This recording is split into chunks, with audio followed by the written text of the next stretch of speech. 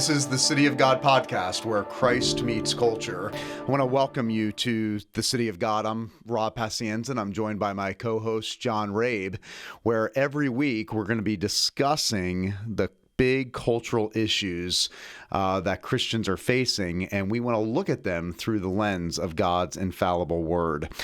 John, this month we would have celebrated the 50th anniversary of Roe v. Wade. Thankfully, this was the first year that we're recognizing that Roe has been overturned and no longer the law of the land, as we know back in 1973, that landmark case that legalized abortion on demand in all 50 states in the Union. It's the thing, Rob, that pro-lifers worked so hard for literally half a century. And it's rather amazing now, as you say, as we mark the 50th anniversary of Roe v. Wade, that it exists no more. Struck down by the Supreme Court in the Dobbs decision.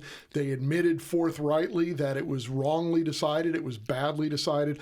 The dirty little secret among legal professionals has been for 50 years that even those who agreed with the Roe ruling recognized that in terms of law, in terms of legal reasoning, it was a terrible decision based on essentially nothing. Harry Blackmun's decision that really had no legal reasoning in it, not an ounce of legal reasoning, as Judge Robert Bork once said. And so the Supreme Court overturned it.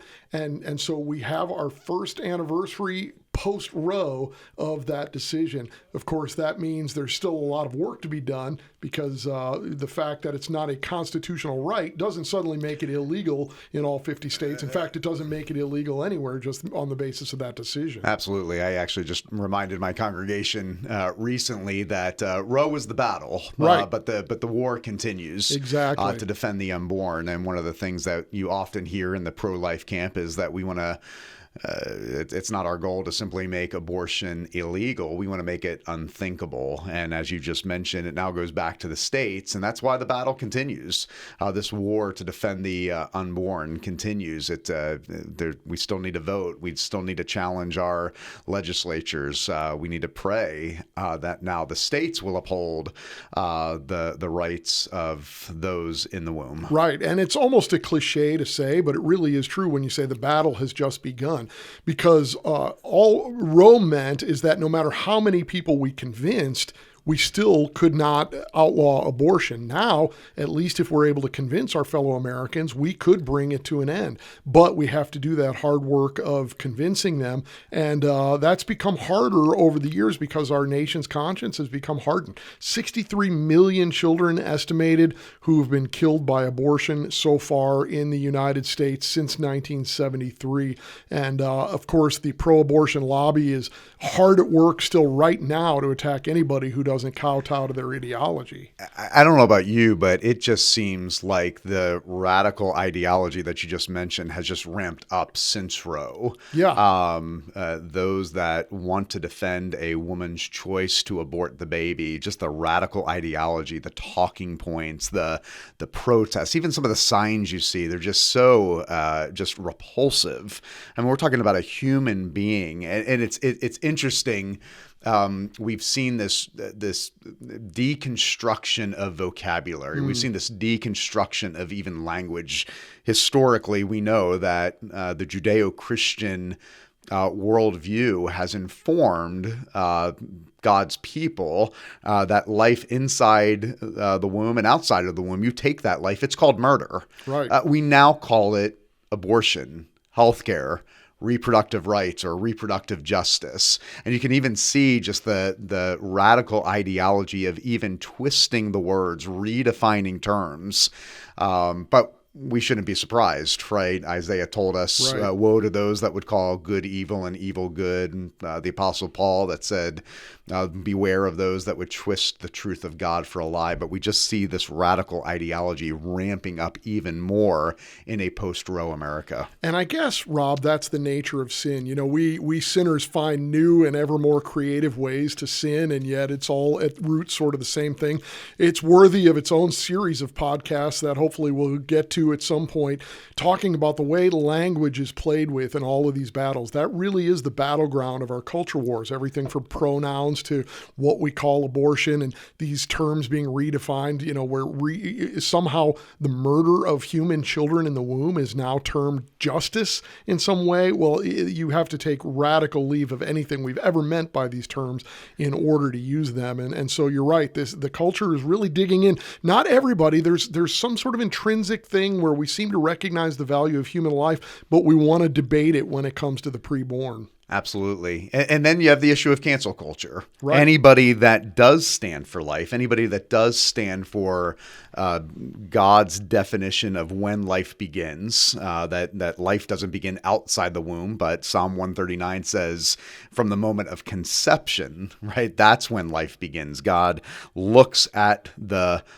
what David calls the unformed substance, but there's personhood. He looks at that life in the womb, and it's a person. So the issue with cancel culture is anybody actually holds to that, what the progressive secular culture deems this archaic view of humanity and life, they're immediately canceled. Anybody that dares to stand for life from the moment of conception is immediately canceled because of the rampant radical ideology in our secular culture today. And case in point, most recently, we see who I'm a big fan of, yes. Former NFL head coach Tony Dungy, who not only is a Hall of Fame coach, but also a devout Christian, most recently speaking at the March for Life in Washington, D.C. Yeah, of course, this is football playoff season, and so many of our football fan listeners are very familiar with Coach Dungy, but he spoke at the March for Life just in the last week or two, and he made the connection, and I think rightly and perceptively so, between the Damar Hamlin incident. He was the young man who suffered cardiac arrest on the field in the Buffalo Bills Monday Night Football game a few weeks ago, and thankfully, thank the Lord, has recovered and looks like he's on his way to a full recovery. But Tony Dungy talked about that incident and compared it with what's happening in abortion in America today. Let's have a listen to what he said at the March for Life. An unbelievable thing happened that night, a professional football game with millions of dollars of ticket money and advertising money on the line. That game was canceled. Why? Because a life was at stake. And people wanted to see that life saved. Every day in this country, innocent lives are at stake. And the only difference is they don't belong to a famous athlete and they're not seen on national TV. But those lives are still important to God and in God's eyes. Rob, I think he makes such a key point there. You look around, we see that our culture does have some understanding of the value of human life. The whole country stopped to pray for this young man. And yet somehow when it comes to the child inside the womb, we just put it away and say, well, that's not the same thing, and we have a different attitude about it altogether. Coach Dungy, it seems to me, is absolutely right to equate. Well, that was brilliant to make the connection. We do instinctively value life, as the old adage says. There's no atheist in foxholes. Everybody deep down inside understands the value of life. That's why you saw in that Monday Night Football game, the religious and the irreligious, people that have no faith commitment, what were they doing? They were stopping and they were praying. For them, maybe it was praying to the unknown God that Paul refers to. But still, there was this deep sense of longing to reach out to the transcendent, to reach out to a God, whether they believed that God was there or not, or whether he was listening or not. There was an instinct to cry out to help. And so by Tony Dungy making that connection, we need to understand where does life begin. If life is sacred on the football field for an athlete, then if it's a human being in the womb, why is that life just as sacred? And so, but it is interesting to see the backlash that Tony is getting for making that stand, for making that connection. Listen to some of the headlines. We've got Tony Dungy attends March for Life rally and fans call for his firing. Tony Dungy's actions have sparked some fire amongst fans and social media, and the NBC football analyst attended and spoke at the annual March for Life. Tony Dungy is a right-wing zealot, and the NFL and NBC just don't care. By the way, on social media all weekend, they were calling for his firing. They couldn't believe, I think he did the Saturday evening game, the Saturday Night Football game, and it was just amazing to see the vitriol that was just cast towards Tony Dungy. Another headline, NBC should finally call time on Tony Dungy's amiable right-wing zealotry, and it just goes on and on. And Rob, here's the thing. At that speech, he didn't stand there and castigate women who had had abortions. He didn't demonize anybody from up there. He was simply pointing out, we recognize the value of human life on the one hand, let's recognize it on the other. And this is deemed fireable behavior by a huge segment of our population. Now, I think the media blows it out of proportion because the vast majority of people writing these columns and controlling the media outlets are themselves politically liberal and pro-abortion, much more out of whack with the rest of the country. But still, just for stating that we should protect these lives, oh, it's right-wing Tony Dungy again. And of course, Coach Dungy goes through this about once a year just for standing up for his Christian convictions. The reality is, Robin, you're the pastor of a congregation, and so I know you're always equipping your people. We Christians, just for holding Christian views, are going to have to be prepared at certain points to pay a price just for holding what should be uncontroversial views. Absolutely. I know the main topic today is abortion and Tony Dungy's comments, but it really, you do bring up a great point about the persecution. I mentioned earlier this issue of cancel culture. We are living in an era, in a time where if you hold to values and virtues and convictions that are defined by the Word of God, just be prepared. Be prepared to be canceled. That is the whole game that the secular culture is playing right now. They can cancel you, demonize you, silence you, shame you if you hold to viewpoints that are contrary to where the culture is heading, which is quite ironic because we've heard from the secular culture for decades that we want to bring in an era of tolerance.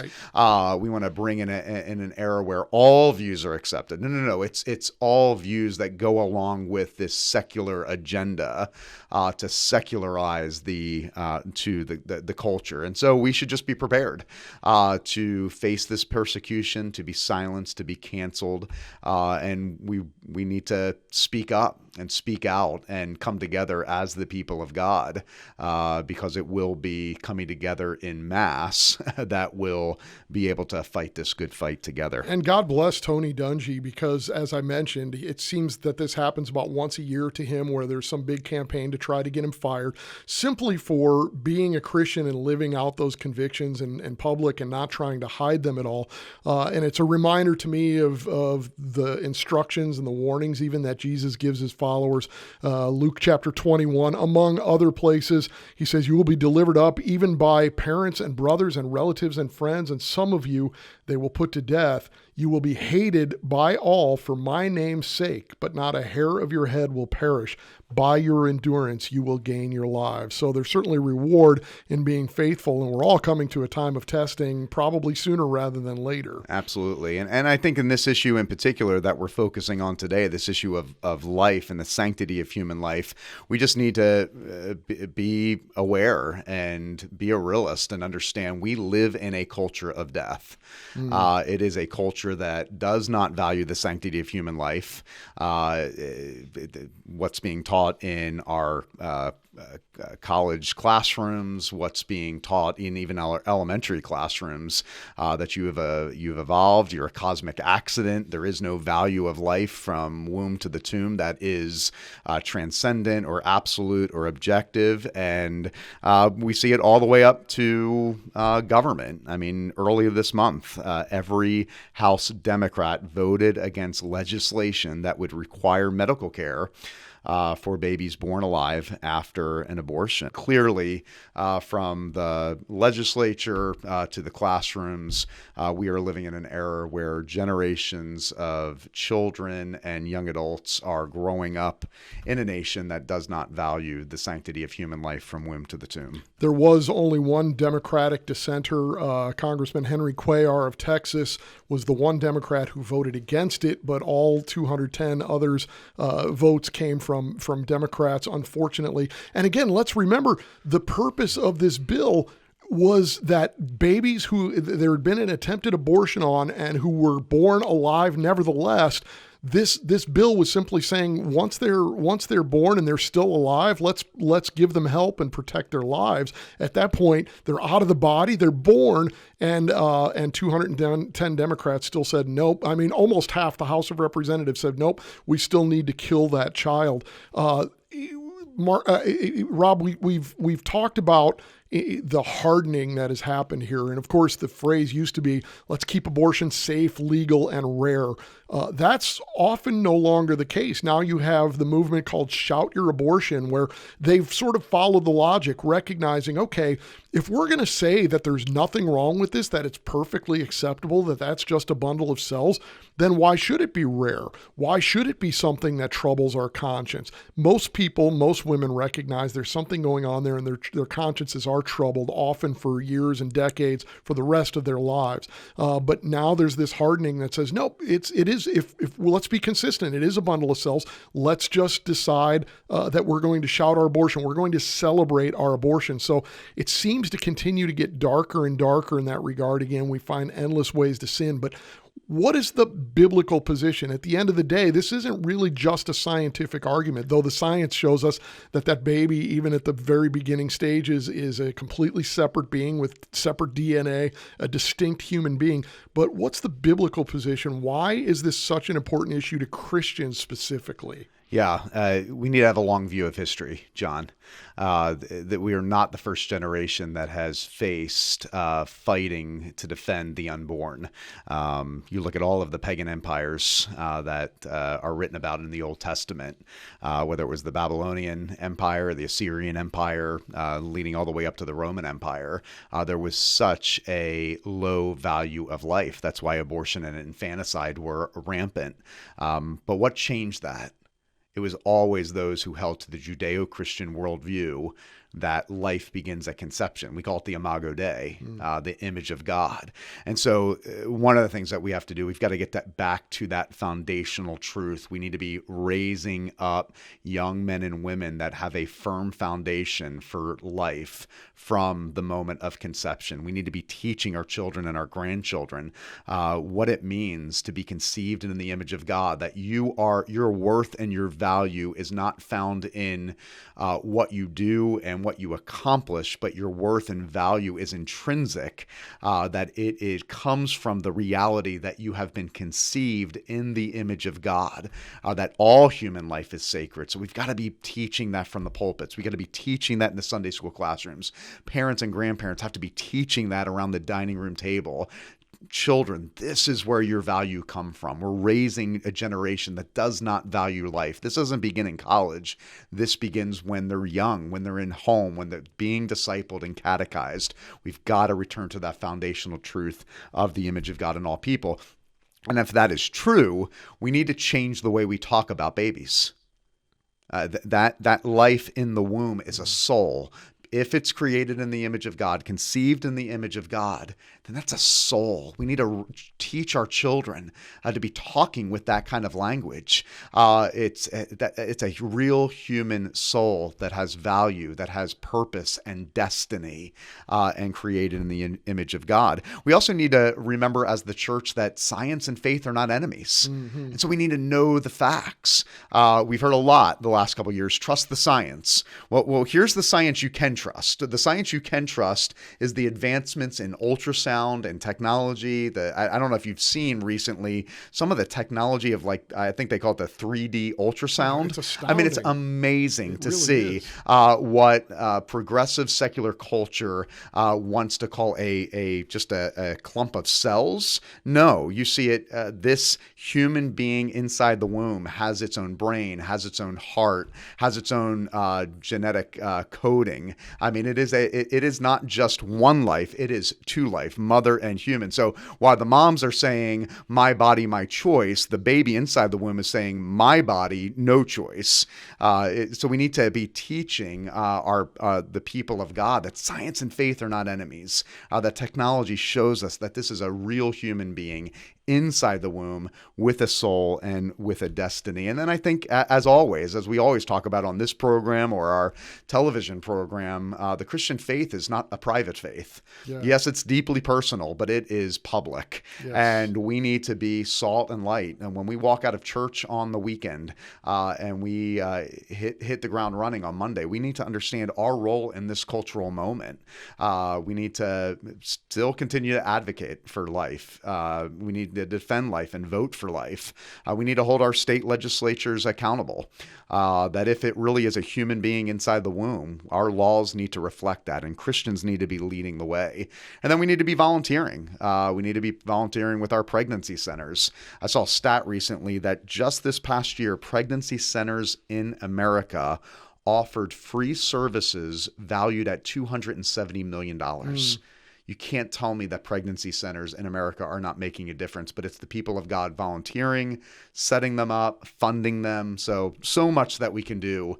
But what an incredible time to be a Christian with a long view of history and being salt and light to defend those that can't defend themselves. We have so many cultural sort of tributaries that feed into this river as well. It seems to me that also one of the aspects of this problem is our current sexual ethic, where, you see, it's not a coincidence to me that you have this explosion. You have Roe v. Wade in 1973, this explosion of abortion in America and frankly worldwide since that period, coinciding with the sexual revolution.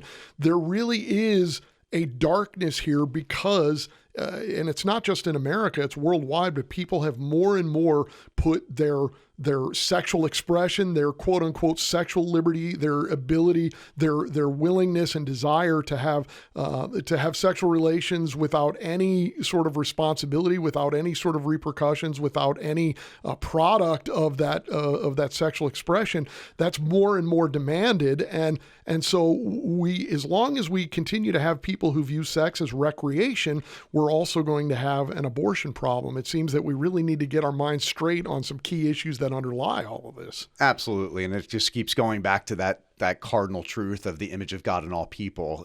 You erase that from a culture and a society, there's no value on human life. The government and culture then define sexuality and gender, diminishing the value of marriage between one man and one woman, diminishing the value of sexuality. And you just see the trickle effect.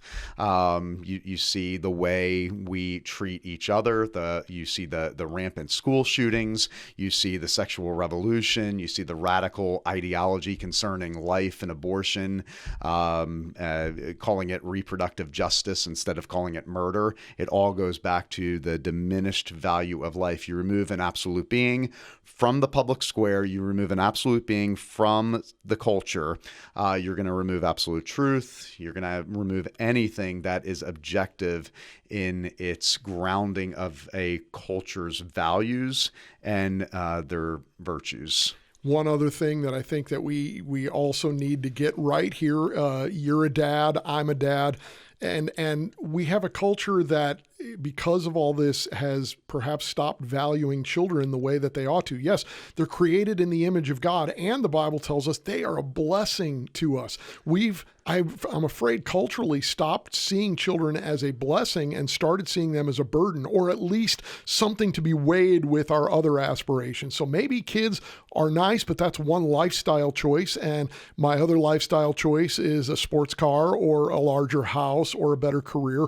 And that's a flawed view of what children should be to us as well. Well, if humanity is not sacred, if there's no intrinsic value and worth that comes from God, then children are just as valuable as your dog. And unfortunately, you see in our culture, some people treat their pets better than they treat their children. I mean, right? True. I mean, there's true. I mean, they put them on a pedestal the way they treat them. But what should we expect in a culture and a society that has that does not believe that there is intrinsic value and worth in human beings? Then anything's fair game, and we absolutely do. We need to return as Christians, teaching our children the value of life, the value of marriage, the value of sexuality and gender as it's defined by God. You strip that away, then everything else is out the window. The last thing I'll say about this, we also need to promote the value of fathers. Yes. We know absent fathers in the home and absent fathers in these relationships do nothing but continue to advance the abortion crisis in America. So we need to celebrate fathers, celebrate dads, celebrate the nuclear family as it's defined by God. But John, I think that's all the time we have today, but thank you so much for joining me today on this important topic. Thanks, Rob. It's a thrill to be here as we, 50 years past Roe, are finally living in a world where Roe v. Wade has been overturned. A lot of work to do, but still I praise God for the hard work of everybody who made that happen. I want to thank you for listening to the City of God podcast, made in partnership with Coral Ridge Presbyterian Church's Institute for Faith and Culture. This is a weekly podcast, so make sure that you listen to us on Apple Podcasts, Spotify, or wherever you're listening to podcasts, and be sure to watch the video version on YouTube. Thanks for listening, and may God bless you.